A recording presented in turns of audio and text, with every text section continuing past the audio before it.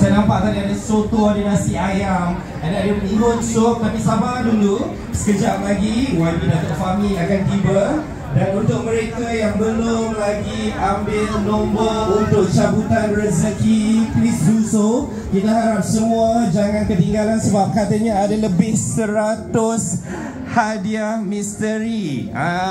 Kita nak kongsi rezeki hari ini. Jadi jangan lupa ambil nombor di meja pendaftaran yang ada di stall sana.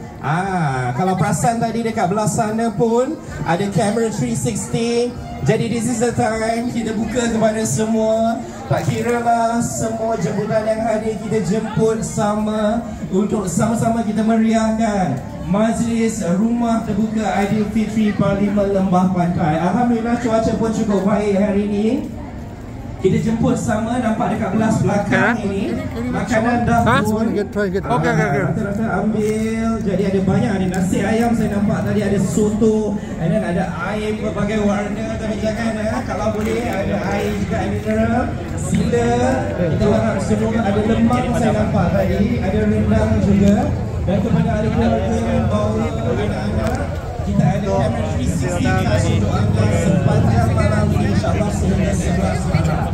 Dan katanya sebentar lagi masalah juga akan adakan kalimat khas untuk semua. Ada quizzes yang menjanjikan pelbagai hadiah menarik untuk anda. Jadi insyaAllah kita sama-sama tunggu kehadiran tentunya yang berhormat Datuk Fahmi yang merupakan dan juga merupakan Menteri Komunikasi. Terima kasih sekali lagi kepada semua. Dan sama-sama hari ini kita erat ukhuwah, kita bererat silaturahim, terutamanya dalam kalangan komuniti Lembah Pantai.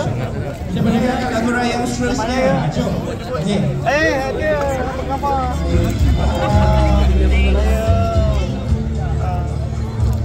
Khabar? Sihat? Baru bercakap hari ini Sarawak. Ya. Datang surat tak? Ya, maksud saya bilang. Cuba.